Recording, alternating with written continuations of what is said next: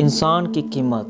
एक बार लोहे की दुकान में अपने पिता के साथ काम कर रहे एक बालक ने अचानक ही अपने पिता से पूछा, पिताजी, इस दुनिया में मनुष्य की क्या कीमत होती है?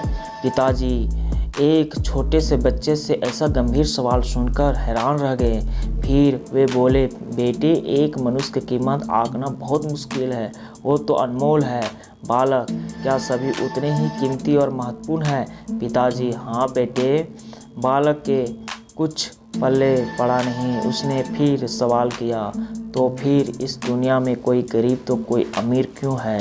किसी की कम इज्जत तो किसी के ज़्यादा क्यों होती है? सवाल सुनकर पिताजी कुछ देर तक शांत रहे और फिर बालक से स्टोर रूम में पड़ा एक लोहे का रड लाने को कहा। रड लाते ही पिताजी ने कुछ, इसकी क्या कीमत होगी? लगभग 300 रुपये। पिताजी, अगर मैं इसकी बहुत से छोटे छोटे कील बना दूँ तो इसकी कीमत क्या हो जाएगी? बालक कुछ देर सोचकर बोला, तब तो यह और महंगा बिकेगा, लगभग 1000 रुपये का। पिताजी, अगर मैं इस लोहे को घड़ी के बहुत सारे स्प्रिंग बना दूँ तो? बालक कुछ देर सोचता रहा और फिर एकदम से उत्साहित होकर बोला, तब तो इसकी कीमत बहुत ज़्यादा हो जाएगी।